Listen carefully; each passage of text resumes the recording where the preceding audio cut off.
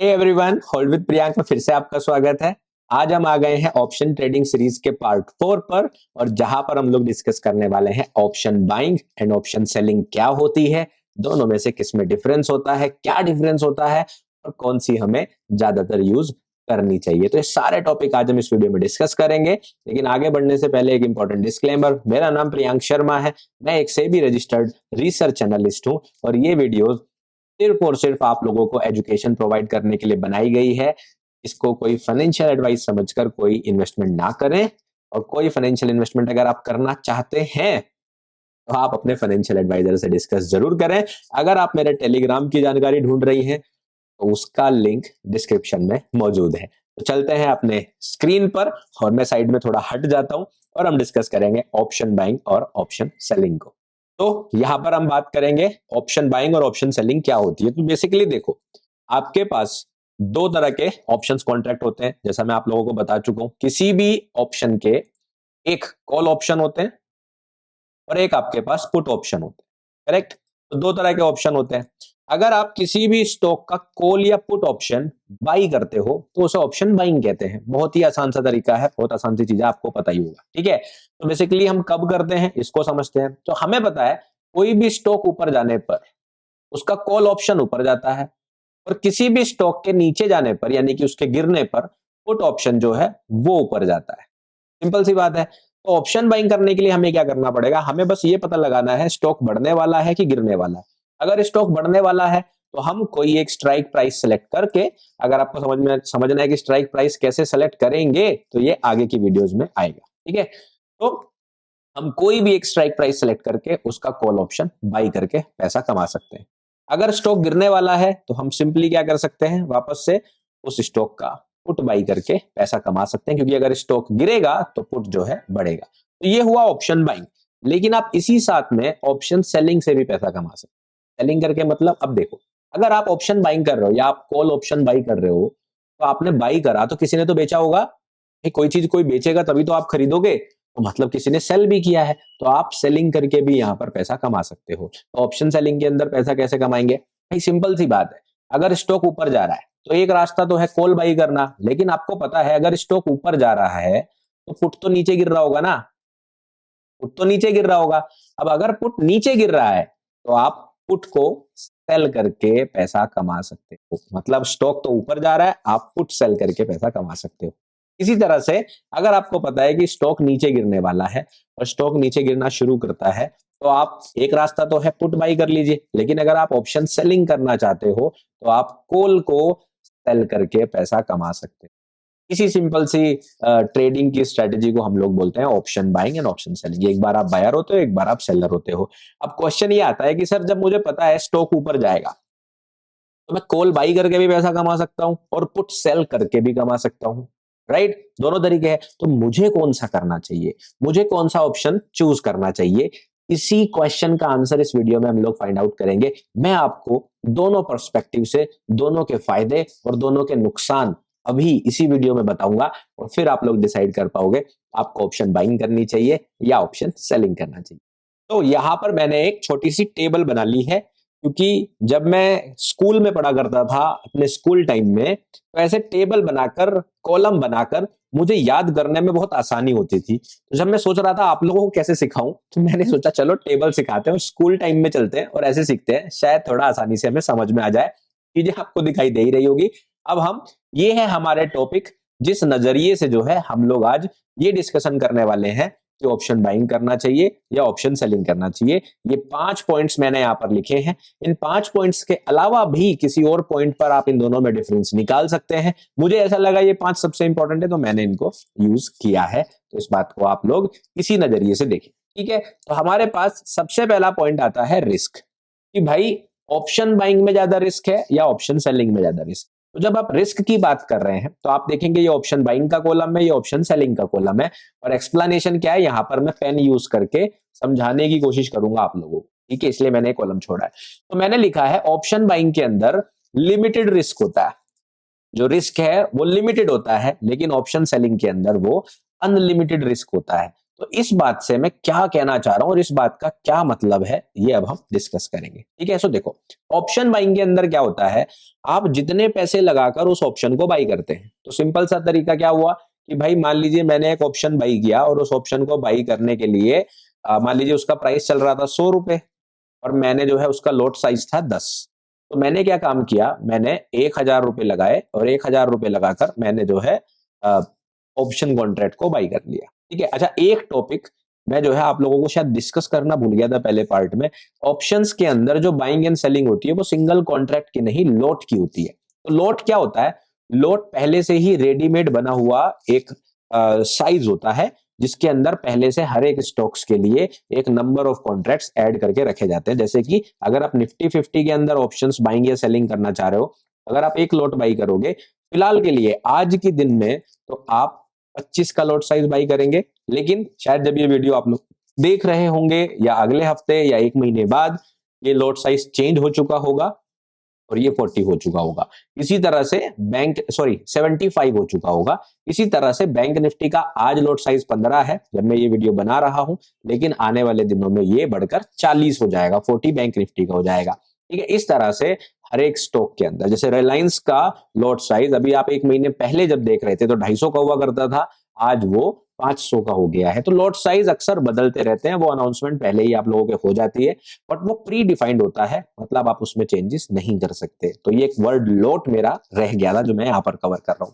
ठीक है, तो रिस्क की अगर हम बात करें तो मान लीजिए आपने 1000 रुपए से एक ऑप्शन बाई करा, कितने भी रुपए से, 1000 रुपए से बाई करे, तो ऑप्शन बाइंग के अंदर क्या होता है, लिमिटेड रिस्क रहता है। लिमिटेड रिस्क मतलब आपने जितना पैसा लगाया है ऑप्शन को बाई करने में, आपके उतने ही पैसे का रिस्क रहता है। मतलब आप मैक्सिमम लॉस जो कर सकते हो ना, वो 1000 रुपए का ही कर सकते हो, इससे ज्यादा लॉस आप नहीं कर सकते।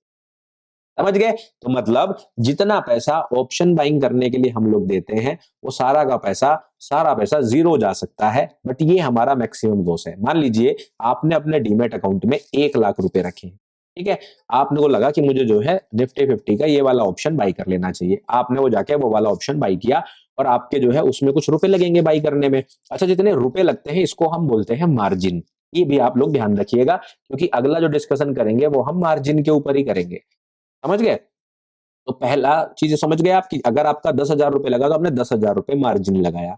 अब ये 10,000 रुपए से जो आपने बाइंग करा ऑप्शन, 90,000 रुपए आपके डीमेट अकाउंट में बच गए, 10,000 रुपए आपके पास है ट्रेडिंग अकाउंट में बच गए, डीमेट नहीं, ट्रेडिंग अकाउंट में बच गए, और 90,000 रुपए आपके पास है। उस 90,000 रुपए से आप कुछ भी बाई सेल कर सकते हो। सिंपल सी बात है। अगर मान लो आपने जो ऑप्शन बाई करा और वो कल को जीरो चला गया, उसमें सारा लॉस हो गया, टोटल लॉस हो गया, तो आपका जो मैक्सिमम लॉस होने वाला वो कितना होने वाला है, वो 10,000 रुपए हो सकता है। 10,000 रुपए से ज्यादा नहीं हो सकता। तो मतलब ये है, अगर ऑप्शन के लॉट साइज से आपने मल्टीप्लाई करा और वो आपके रिस्क मैनेजमेंट में फिट बैठ रहा है, तो अगर आप ऑप्शन को होल्ड कर लेते हो और वो कल को जीरो भी चला जाता है, तो आपको पहले से पता होता है मेरा लॉस कितना हो सकता है, उससे ज्यादा लॉस नहीं हो सकता जितना पैसा आपने लगाया। बट ऑप्शन सेलिंग के अंदर आपका रिस्क होता है अनलिमिटेड, और अनलिमिटेड होने का मतलब क्या है, अनलिमिटेड होने का मतलब है कि अगर आपने 1,000 रुपए लगाकर ही ऑप्शन सेलिंग करी, एग्जाम्पल के लिए दे रहा हूं, 1,000 रुपए लगाकर ही ऑप्शन सेलिंग करी, तो देखो ऑप्शन बाइंग का क्या होगा, आपने कोई सामान 50 रुपए या 100 रुपए पर बाई करा, वो मैक्सिमम जीरो जा सकता है। लेकिन अगर आपने सेल करा है, मान लीजिए आपने एक ऑप्शन को, ठीक है एक एग्जाम्पल ले लेते हैं, मान लीजिए आपने जो है एक ऑप्शन को 50 रुपए पर सेल कर दिया, कितने पर, 50 रुपए पर सेल कर दिया। अब देखो, अगर आपने 50 रुपए पर बाई किया था तो ये आपका लॉस कितना दे सकता था, 50 पॉइंट का, क्योंकि जीरो जा सकता था। लेकिन आप कर रहे हो सेलिंग, आप कह रहे हो कि भाई मैं 50 पे सेल कर रहा हूं, तो मतलब ऊपर जाएगा जितना उतना आपका लॉस होगा। और 50 रुपए का सामान कितना ऊपर जा सकता है भाई, 70, 100, 150, 200, 1000, 1500, 5000, 10,000, कोई लिमिट ही नहीं है भाई। किसी भी ऑप्शन का प्राइस कितना बढ़ सकता है, ऐसा कोई डिफाइंड लिमिट है ही नहीं। तो एक्चुअली में इसका जो रिस्क होता है वो अनडिफाइंड होता है। अनडिफाइंड मतलब यहां पे आपका रिस्क जो है वो अनडिफाइंड है। तो इसका मतलब कहने का ये है कि अगर ये अनलिमिटेड वर्ड जो है, इसको जो सही वर्ड होगा एक्चुअली में उसे हम लिख सकते हैं अनडिफाइंड। ठीक है, अनडिफाइंड मतलब कि भाई डिफाइन ही नहीं किया जा सकता आपका इतना लॉस हो सकता है। तो कहने का मतलब ये है, मान लीजिए सेम आपके 1 लाख रुपए अकाउंट में थे, आपने 10,000 रुपए लगाकर कोई ऑप्शन सेल कर दिया, एक लॉट आपने सेल किया, तो आपको लग रहा होगा कि मेरा 10,000 रुपए का ही तो लॉस होगा। नहीं, अगर आपके अकाउंट में 1,00,000 रुपए हैं तो वो पोजीशन तब तक चलती रहेगी लॉस में जब तक आपका 1,00,000 यूटिलाइज नहीं हो जाता। और अगर वो प्राइस ऐसे बढ़ के 50 से 1,000 चला गया, 2,000 चला गया, 3,000 चला गया, तो वो आपका पूरा अकाउंट खाली कर देगा। तो इसलिए ऑप्शन सेलिंग के अंदर हम अगर सही मायने में बोले तो ऑप्शन बाइंग के अंदर जो रिस्क होता है, इस वर्ड को मैं सही कर रहा हूं, जो लोग पहले से देख रहे हैं ज्यादा बेहतर वर्ड ये है। ऑप्शन बाइंग के अंदर जो रिस्क होता है वो डिफाइंड होता है। देखो, लिमिटेड तो खैर कितना भी हो सकता है ना, वो तो ऑप्शन बाइंग में 10 ट्रेड करके सारा पैसा उड़ा लोगे, है ना। तो सही वर्ड होगा डिफाइंड। ऑप्शन बाइंग के अंदर डिफाइंड होता है रिस्क, और ऑप्शन सेलिंग के अंदर अनडिफाइंड होता है। तो यहां पर अगर आप देखोगे तो ऑप्शन बाइंग ज्यादा समझदारी का सौदा लग रहा है, राइट, क्योंकि भाई ऑप्शन बाइंग को हमें पहले से ही पता है हमारा लॉस कितना हो सकता है। हालांकि ऑप्शन सेलिंग के अंदर भी आप अपने लॉस को डिफाइन कर सकते हैं। कैसे? सोचो सोचो, कमेंट करो, सोचो। बिल्कुल सही आपने बोला, स्टॉप लॉस लगाकर। तो अगर आप चाहें ऑप्शन सेलिंग की इस कमी को स्टॉप लॉस लगाकर दूर कर सकते हैं। लेकिन यहां पर एक समस्या आ जाती है, इंडियन मार्केट 3:15 बजे बंद हो जाती है और अगले दिन 9 बजे खुलती है, और मार्केट कई बार गैप अप और गैप डाउन खुल जाती है। तो मान लीजिए आपने स्टॉप लॉस लगा भी रखा है और मार्केट अनएक्सपेक्टेडली दूसरे साइड में खुल गई, जिस साइड आपका लॉस होना था, और आपके स्टॉप लॉस को पार कर गई, तो वहां पे रिस्क अनडिफाइन हो जाता है फिर से। तो स्टॉप लॉस से हम इंट्राडे में तो कोशिश कर सकते हैं बचाने की, लेकिन वहां की गारंटी नहीं है। और मैंने कई सारे केस देखे हैं, कई सारे लोग, आप लोगों ने भी देखे होंगे कि ऑप्शन सेलिंग करते हुए बहुत सारे लोग अपने पूरे पूरे अकाउंट खाली कर देते हैं। तो ये बात ध्यान रखिए। दूसरा पॉइंट क्या आया? मार्जिन का। तो मार्जिन क्या है? मार्जिन जो मैंने आपको बताया कि एक ऑप्शन को बाई करने में या सेल करने में कितने रुपए लगते हैं। तो ऑप्शन बाइंग जब आप करते हो तो मार्जिन लगता है लो, यानी कि कम। कैसे? देखो, मान लीजिए आपके ऑप्शन कॉन्ट्रैक्ट की वैल्यू है 100 रुपए, मतलब प्राइस की वैल्यू है, प्राइस की वैल्यू है 100 रुपए, ठीक है। और उसका लॉट साइज है मान लीजिए 20 का। लॉट साइज क्या है? 20 का। ये लॉट है 20 और प्राइस चल रहा है 100 रुपए। तो आप अगर इसको खरीदना चाह रहे हो 100 रुपए पर, तो कितना पैसा लगेगा? 20 गुना 100 यानी कि 2,000 रुपए। सिंपल सा है। तो मतलब 2,000 रुपए में आप ऑप्शन बाइंग कर सकते, करेक्ट, ठीक है। तो 2,000 रुपए में आपने बाई कर लिया। अब 2,000 रुपए आपका रिस्क पर है भाई, 2,000 रुपए आपका पूरा का पूरा जीरो हो सकता है। तो ऑप्शन बाइंग के अंदर मार्जिन लगता है लो, लेकिन ऑप्शन सेलिंग के अंदर मार्जिन लगता है हाई। हाई क्यों लगेगा? क्योंकि जैसा मैंने आपको बताया, यहाँ पर रिस्क तो अनडिफाइंड है। अब भाई बायर का तो हमें पता है 2,000 रुपए से ज्यादा लॉस होना नहीं, तो ब्रोकर आपसे 2,000 रुपए लेगा बाई करने के लिए। लेकिन सेलिंग में तो रिस्क कितना भी है, लॉस कितना भी है, कितना भी हो सकता है। अब मान लीजिए उसने बोला 2,000 रुपए में ही सेल कर दो, मान लो 2,000 रुपए में सेल कर दो, आपने अपने अकाउंट में रखे 5,000 रुपए, और अगले दिन मार्केट अपोजिट साइड में खुल गई और आपका लॉस हो गया 10,000 रुपए। तो 5,000 रुपए ब्रोकर कहां से लाएगा? उस पोजीशन को सेटल कैसे करेगा? आपके घर आएगा 5,000 रुपए मांगने? नहीं आएगा ना। आएगा भी तो आप दोगे नहीं, बोलोगे नहीं दे रहा, जाओ जो करना है कर लो। सिंपल सी बात है, मैं तो नहीं दूंगा। सिंपल सा है ना लॉजिक। तो वैसे ही ब्रोकर्स को पहले से पता है, एक्सचेंजेस को पहले से पता है कि भाई तुम डिफॉल्ट कर सकते हो, इसलिए ऑप्शन सेलिंग में मार्जिन काफी ज्यादा लगता है, और ऑलमोस्ट उतना लगता है जितना कि एक फ्यूचर का लॉट बाई करने में लगता है। मतलब लगभग लगभग जितना आपको स्टॉक को अगर नॉर्मल प्राइस पे बाई करने में लगेगा डिवाइडेड बाई 5, लगभग उससे 20%। सो मोटा मोटा सा मैं आपको समझा दूं कि अगर एक ऑप्शन को अगर आपको सेल करना है, जैसे निफ्टी 50 का आपको एक ऑप्शन लॉट साइज सेल करना है, तो आपका तकरीबन 70,000 से 90,000 रुपए लगता है एक लॉट सेल करने में। सिर्फ एक सिंगल लॉट सेल करने में 70 से 90,000 रुपए लग जाता है। कभी कभी 1,15,00,000 रुपए लग जाता है, और अभी लॉट साइज चेंज हो गए तो इससे कई गुना ज्यादा लगेगा। अभी लॉट साइज चेंज होने वाले हैं, जैसा मैंने आपको स्टार्टिंग में ही बताया। तो ये बढ़कर 2,00,000 3,00,000 रुपए भी हो सकता है। बहुत सारे स्टॉक्स का ऑप्शन सेल करने के लिए ऑलरेडी आपको 2 से 2.5 लाख रुपए भी लगाने पड़ जाते हैं। तीसरा चीज, एक्सपायरी कितनी दूर है ये भी मैटर करता है। अगर आप एक्सपायरी के बहुत पास ऑप्शन सेलिंग करना चाह रहे हैं तो आपका मार्जिन काफी ज्यादा लगता है, लगभग लगभग उतना ही लगता है जितना कि आपको नॉर्मल उतने लॉट साइज के स्टॉक को बाई करने में इक्विटी में लगता। जितना एक्सपायरी के पास जाते चले जाओगे आपका मार्जिन बढ़ता चला जाएगा, क्योंकि अगर लास्ट मोमेंट पर धोखा आपने कर दिया, ऐसे नहीं डाले अकाउंट में, तो वो लॉस कहां से एडजस्ट होगा, इस वजह से। तो ऑप्शन सेलिंग करने के लिए मार्जिन ज्यादा लगता है। अब आप सोचिए, ऑप्शन बाइंग में तो हो सकता है आप 2,000 5,000 10,000 रुपए से भी ऑप्शन बाइंग कर लो, 15,000 रुपए से भी कर लो, लेकिन ऑप्शन सेलिंग में एक लॉट ही सेल करने के लिए आपको मिनिमम 1,00,000 रुपए तो अकाउंट में होना चाहिए। तो आप देखो 5-10 हजार रुपए और 1 लाख रुपए, इतना बड़ा अंतर। तो यहां पर भी ऑप्शन बायर ही फायदा उठाते हुए दिखता है कि वो कम पैसे से ज्यादा ट्रेडिंग कर सकता है। तो इसी बात को लोग अक्सर ऐसा बोलते हैं कि ऑप्शन बायर ज्यादा पैसा कमा सकता है। क्यों? क्योंकि पैसा तो आप उतना ही कमाओगे जितना स्टॉक बढ़ेगा या घटेगा।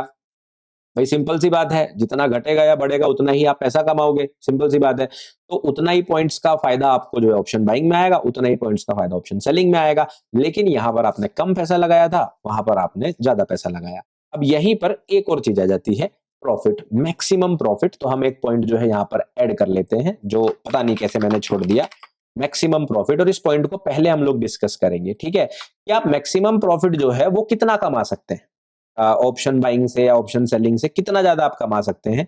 इस टॉपिक को भी हम अभी के अभी डिस्कस कर लेते हैं, ठीक है। तो देखो, ऑप्शन बाइंग के अंदर आपका मैक्सिमम प्रॉफिट जो होता है वो होता है अनडिफाइंड। मतलब यहां पर आप कितना पैसा कमा सकते हो, कोई लिमिट नहीं। जैसे 50 रुपए में आपने एक ऑप्शन खरीदा, वो कल को 5,000 हो गया, तो आप सोचिए आपने 10 गुना पैसा कमा लिया, जितना भी पैसा लगाया होगा उस चीज का। तो ऑप्शन बाइंग के अंदर मैक्सिमम प्रॉफिट जो होता है वो अनडिफाइंड होता है, ठीक है। और ऑप्शन सेलिंग के अंदर जो आपका प्रॉफिट होता है वो क्या होता है, वो होता है डिफाइन। तो ऑप्शन सेलिंग के अंदर डिफाइन कैसे होता है, देखो, मान लीजिए आपने किसी ऑप्शन को 100 रुपए पर सेल कर दिया, 100 रुपए पर सेल कर दिया। लॉट साइज हम पहले वाला ही ले लेते हैं कि 20 का लॉट साइज है, और आपने 100 रुपए पर सेल कर दिया। अब कोई चीज आपने 100 रुपए पर बेची है, वो मैक्सिमम कितना जा सकती है नीचे, कितना नीचे जा सकती है, वो मैक्स टू मैक्स 0 ही तो जाएगी भाई, 0 से नीचे तो चली नहीं जाएगी। तो 100 रुपए का सामान मैक्सिमम 0 रुपए हो सकता है। तो आपका मैक्सिमम प्रॉफिट कितना हो सकता है, 100 रुपए मैक्सिमम, 100 गुना मल्टीप्लाइड बाई 20 यानी कि 2,000 रुपए। इसका मतलब ये है कि आप कितना भी पैसा लगा रहे हो, ऑप्शन सेलिंग के अंदर आपका मैक्सिमम प्रॉफिट जो होता है वो फिक्स होता है। मतलब प्रॉफिट भी फिक्स होता है, मार्जिन भी ज्यादा लगता है, और रिस्क तो अनडिफाइंड है ही। तो कहने का मतलब ये है, पहले 3 पॉइंट जो यूजुअली सभी लोग देखकर ट्रेडिंग करना शुरू करते हैं, वो हमें ऑप्शन सेलिंग के अगेंस्ट में दिखाई देते हैं, ठीक है। अब आते हैं चौथा पॉइंट, बहुत इंपॉर्टेंट पॉइंट। चौथा पॉइंट क्या है, टाइम। टाइम से क्या मतलब है, मैंने आप लोगों को थीटा ऑप्शन ग्रीक्स वाली वीडियो यानी कि पार्ट 3 में एक चीज समझाई थी कि जैसे जैसे टाइम एक्सपायरी की तरफ जाता है, ऑप्शंस जो हैं अपने इंट्रिंसिक वैल्यू की तरफ बढ़ते हैं, यानी कि थीटा डीके काम करने लगता है, या ये कह लो जितने भी ओटीएम ऑप्शन होते हैं वो 0 की तरफ जाने लगते हैं या अपनी एक्चुअल वैल्यू की तरफ जाने लगते हैं। ये बात मैंने आपको समझाई थी।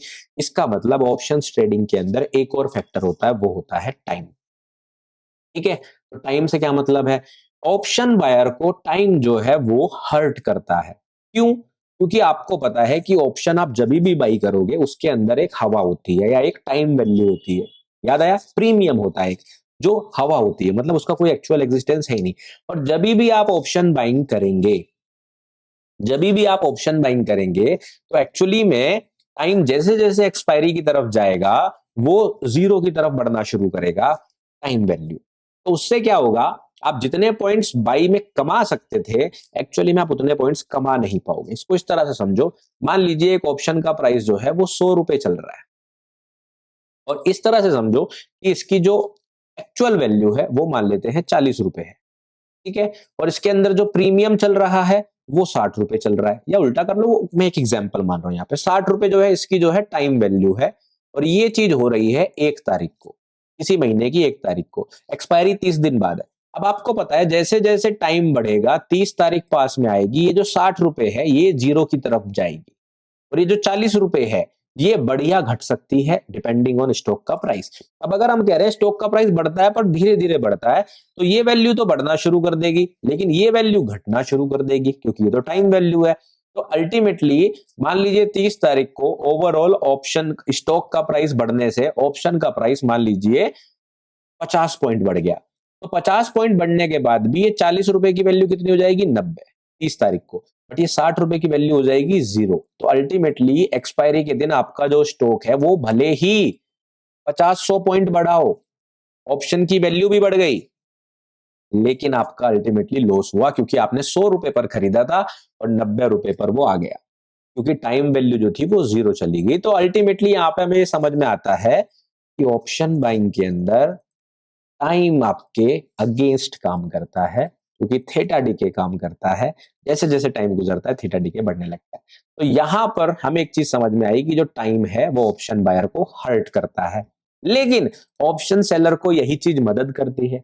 अब सेम एग्जांपल सोचो, आपने 100 रुपए पर सेल किया था, 40 रुपए का प्राइस था, 60 रुपए की टाइम वैल्यू थी, और मैं कह रहा हूं पूरे महीने स्टॉक ना बढ़ा ना गिरा, स्टॉक ना बढ़ा ना गिरा, एक महीने स्टॉक एक ही जगह पर रुक गया।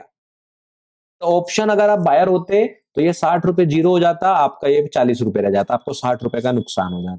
लेकिन अगर आप ऑप्शन सेलर हैं तो आपको ये 60 रुपए का तो कम से कम फायदा होगा ही होगा एक्सपायरी के दिन, क्योंकि ये तो जीरो जाना ही है और आपने बेचा है तो 40 चला जाएगा तो आपको 60 रुपए का प्रॉफिट होना तो तय है। तो इसका मतलब ये है कि ऑप्शन सेलर को टाइम हेल्प करता है और ऑप्शन बायर को टाइम नुकसान पहुंचाता है, इसलिए यहां वाला पॉइंट जाता है ऑप्शन सेलर को। ठीक है, तो ये गया ऑप्शन बायर को, ये गया ऑप्शन बायर को, ये गया ऑप्शन बायर को। ठीक है, ये वाला पॉइंट जाता है ऑप्शन सेलर को, कि टाइम जो है वो ऑप्शन सेलर को हेल्प करता है। अब अगला पॉइंट चलते हैं विन प्रोबेबिलिटी, जीतने की चांसेस किस में ज्यादा है। अब देखो, ऑप्शन एक तरह से समझो, जब आप टेक्निकल एनालिसिस करते हो या फंडामेंटल एनालिसिस करते हो किसी भी स्टॉक का, कमोडिटी का, इंडेक्स का, तो आपका ध्यान होता है प्राइस ऊपर जाएगा कि नीचे जाएगा। सिंपल सी बात है, तो आपके जीतने के चांसेस 50-50 होते हैं भाई, 50% चांस है ऊपर जाएगा और 50% चांस है नीचे जाएगा। सिंपल सा लॉजिक है। तो जब आप प्राइस पर एनालिसिस करते हो तो आपके 50-50% चांस होते हैं प्राइस के जीतने के, कि भाई प्राइस ऊपर भी जा सकता है और प्राइस नीचे भी जा सकता है।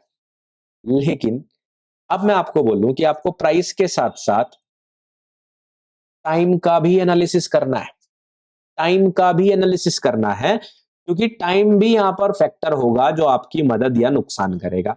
अब जब आप ऑप्शन सेलिंग करते हैं तो टाइम बन जाता है आपका दोस्त, फ्रेंड बन जाता है। सिंपल सी बात है, जब आप सेलिंग कर रहे हो तो टाइम आपका क्या बन गया, दोस्त बन गया, और जब आप ऑप्शन बाइंग कर रहे हो तो टाइम क्या बन गया, आपका दुश्मन बन गया, यानी कि एनिमी बन गया। सिंपल सी बात है। और प्राइस क्या बोल रहा है, भाई मैं तो बराबर हूं, मैं तो 50-50 चांस है, 50% चांस है ऑप्शन बायर जीतेगा, 50% चांस है ऑप्शन सेलर जीतेगा। जब तक प्राइस था तब तक तो बराबर बात थी, लेकिन जब टाइम आ गया और वो ऑप्शन सेलर को हेल्प कर रहा है, इसलिए ऑप्शन सेलिंग में जीतने की प्रोबेबिलिटी ज्यादा होती है। और प्रोबेबिलिटी मतलब चांसेस, इसके जीतने के चांस ज्यादा हैं ऑप्शन सेलर के, ऑप्शन बायर के चांस जो है वो कम है। क्यों कम है, क्योंकि वहां पर टाइम आपके अगेंस्ट चल रहा है। तो आपको क्या ध्यान रखना है कि अगर आप एक ऑप्शन सेलर है तो आपको थोड़ी बहुत हेल्प बाहर से मिल रही है टाइम की, तो यहाँ पर जीतने के चांसेस ज्यादा होते हैं। तो ये पॉइंट जाता है ऑप्शन सेलर को, समझ गए। ठीक है, अब इसी एक वजह से, क्योंकि ये चांसेस यहाँ पर जो है जीतने के ज्यादा होते हैं और टाइम आपका हेल्प करता है, इसलिए ज्यादातर समझदार लोग ऑप्शन सेलिंग करना पसंद करते हैं। समझ में आया, क्यों सेलिंग करना पसंद करते हैं, क्योंकि उन्हें पता है कि अगर वो प्राइस में थोड़ा बहुत गच्चा खा भी गए और उन्हें टाइम लग भी गया तो भी टाइम मेरा फेवर करेगा। तीसरा चीज, इसको एक और तरीके से समझते हैं। मान लीजिए स्टॉक का प्राइस यहां पर चल रहा है, ठीक है। अब देखो, अगर प्राइस ऊपर गया, ठीक है, तो आपके पास ऑप्शन था, आपने कॉल बाई करा था, सिंपल है, या फिर आपने पुट जो है सेल करा। ठीक है, ये तो आपने कॉल को बाई करा था या आपने पुट को सेल करा था, इस तरह से समझो, एडिशनली आपको फायदा देगा। ठीक है, तो अगर प्राइस ऊपर गया तो ऑप्शन बायर को फायदा होगा, और प्राइस ऊपर गया तो ऑप्शन सेलर को भी फायदा होगा, दोनों को फायदा हुआ भाई, जिसने पुट सेल किया उसको भी फायदा हुआ और जिसने कॉल बाई किया उसे भी फायदा हुआ। लेकिन एक तीसरा सिनेरियो इस तरह से समझो कि प्राइस यही रह गया, अगर प्राइस यही रह गया तो बायर को क्या होगा, ये कॉल का प्राइस गिरेगा, आपको हो गया नुकसान। लेकिन अगर आपने इसके नीचे का पुट सेल कर रखा है, इसके नीचे का पुट सेल कर रखा है, तो भी ये क्या हो जाएगा, ओटीएम, पुट के लिए तो ये ओटीएम हो जाएगा, तो ये आपको तभी भी प्रॉफिट देगा। तो मतलब अगर प्राइस साइडवेज हो जाता है तब ऑप्शन सेलर को फायदा, प्राइस मोमेंटम में रहता है तो भी ऑप्शन सेलर को फायदा, ऑप्शन बायर को सिर्फ और सिर्फ मोमेंटम में फायदा, ऑप्शन सेलिंग में उसको, सॉरी साइडवेज मार्केट में ऑप्शन बायर को सिर्फ और सिर्फ नुकसान हो सकता है। ठीक है, इसलिए ऑप्शन सेलिंग लोग करना पसंद करते हैं। ठीक है, 2 पॉइंट मिले सर। तीसरा चीज, स्किल्स नीडेड, भाई स्किल्स की भी तो नीड पड़ती होगी ना ऑप्शन बाइंग एंड सेलिंग करने में। तो पहला चीज तो ये समझिए कि ऑप्शन ट्रेडिंग करने के लिए ही स्किल्स की जरूरत पड़ती है और आपको ट्रेडिंग सीखना पड़ता है, पूरा मन लगाकर सीखना पड़ता है। जैसे मैं सिखाने की कोशिश कर रहा हूं आप लोगों को, नॉर्मल बाइंग सेलिंग तो आपने, जैसे आप फोन पे पर कुछ बाई सेल करते हो, फ्लिपकार्ट पे कुछ बाई सेल करते हो, वैसे आप स्टॉक्स बाई सेल कर लेते हो। लेकिन ऑप्शंस के लिए खुद सोचिए, मैं इतनी वीडियोस बना रहा हूं और आप इतनी वीडियोस देख रहे हैं, तो ऑप्शन ट्रेडिंग करने के लिए ही स्किल्स चाहिए, पहली बात। दूसरा चीज, अब ऑप्शन बाइंग और सेलिंग में अगर हम कंपैरिजन करें, देखो स्किल्स तो दोनों के लिए चाहिए, अगर कंपैरिजन करें तो ऑप्शन बाइंग के लिए आपको ज्यादा स्किल्स की जरूरत होती है। क्यों? क्योंकि जैसा मैंने आपको बताया कि यहां पर आपके जीतने के चांसेस कम है, इसलिए आपको ज्यादा स्किल्स की जरूरत पड़ती है और ज्यादा चीजें सीखनी पड़ती है। और इसलिए आपको टाइम एनालिसिस भी समझना पड़ता है, टाइम मैनेजमेंट भी समझना पड़ता है, और सबसे इंपॉर्टेंट आपको चोर बनना पड़ता है ऑप्शन बाइंग करने के लिए। भैया जैसे ही प्रॉफिट मिले निकाल लो, क्योंकि ऑप्शन सेलिंग में आप पेशेंस के साथ काम कर सकते हैं, थोड़ा होल्ड करके काम कर सकते हैं, ज्यादा बेहतर रिजल्ट मिलते हैं। और प्लस आपको ऑप्शन बाइंग के रेस्पेक्ट में थोड़े से कम स्किल्स भी अगर आप चल रहे हैं, जैसे टेक्निकल एनालिसिस आपकी थोड़ी वीक है, आपके फंडामेंटल एनालिसिस थोड़ी वीक है, बट आपको फिर भी थोड़ा बहुत डायरेक्शन का पता चल जाता है, तो आप ऑप्शन सेलिंग के अंदर बेहतर रिजल्ट निकाल सकते हैं। समझ गए? तो ये कुछ 6 पॉइंट्स पर, वीडियो शुरू होते हुए 5 पॉइंट्स थे, लेकिन हमने एक पॉइंट मैक्स प्रॉफिट का ऐड किया। यहाँ पर 6 पॉइंट्स पर अगर हम लोगों ने डिस्कशन किया तो हमें समझ में आया 3 पॉइंट ऑप्शन बाइंग को फेवर करते हैं और 3 पॉइंट जो है वो ऑप्शन सेलिंग को फेवर करते हैं। तो ये अब आप लोगों को डिसाइड करना है, आपको ऑप्शन बाइंग करना चाहिए या ऑप्शन सेलिंग करने चाहिए। मेरा वर्डिक्ट क्या है? अगर आपके पास बेहतर स्किल्स हैं, बहुत हाईली कॉम्पिटिटिव आपके पास स्किल्स हैं, आप ट्रेड मैनेजमेंट डिसिप्लिन बहुत अच्छा फॉलो कर सकते हैं और कम पैसे से थोड़ा बेहतर रिटर्न्स निकालने की कोशिश कर रहे हैं, तो आप ऑप्शन बाइंग को प्रीफर कर सकते हैं। बट अगर आपको पता है कि भाई मैं इतना बड़ा 30 मार्क का नहीं हूं एनालिसिस में, थोड़े पैसे ज्यादा लेके आ सकता हूं ट्रेडिंग करने के लिए, मार्जिन ज्यादा लगता है ऑप्शन सेलिंग में, देखो दिक्कत तो है ही, और मैं स्टॉप लॉस लगा सकता हूं, डिसिप्लिन से ट्रेडिंग कर सकता हूं, थोड़े कम स्किल्स के साथ भी पैसा बनाना चाहता हूं, तो आपको मैं सजेस्ट करूंगा कि आपको ऑप्शन सेलिंग करना चाहिए। लेकिन अब आप मेरी राय जानना चाहें तो आप क्या बोलेंगे? अगर आप मेरी राय जानना चाहते हैं तो मैं आपको सजेस्ट करूंगा आप ऑप्शन स्प्रेड्स को ट्रेड करिए, जहां पर आपके ऑप्शन बाइंग के जो कॉन्स हैं और ऑप्शन सेलिंग के जो कॉन्स हैं, उन दोनों को ही आप कम कर सकते हैं और दोनों के अंदर ही बेहतर रिजल्ट्स निकाल सकते हैं। मैं ऑलरेडी क्रेडिट स्प्रेड और डेबिट स्प्रेड दोनों के ऊपर वीडियोस बना चुका हूं, दोनों मेरे चैनल पर है, इसी प्लेलिस्ट में मैं उनको ऐड भी कर दूंगा, तो आप उसको जरूर सीखना। हालांकि अभी आने वाले वीडियोस में हम लोग स्ट्रेटजीज के ऊपर भी डिस्कशन करेंगे, बाकी स्ट्रेटजीज के ऊपर भी डिस्कशन करेंगे। अगली वीडियो में हम लोग समझेंगे ऑप्शन चेन को। बहुत दिनों से कमेंट आ रहा सर ऑप्शन चेन के ऊपर वीडियो बना दो, तो वो वक्त आ गया है।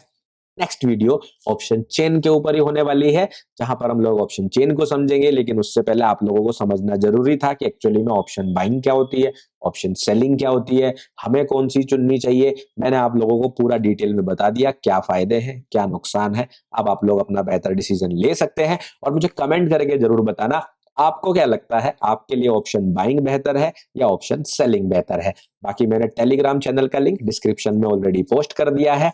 मैं आप लोगों से मिलता हूं नेक्स्ट वीडियो में, तब तक रखिए अपना और अपने परिवार का ध्यान। Bye bye, take care.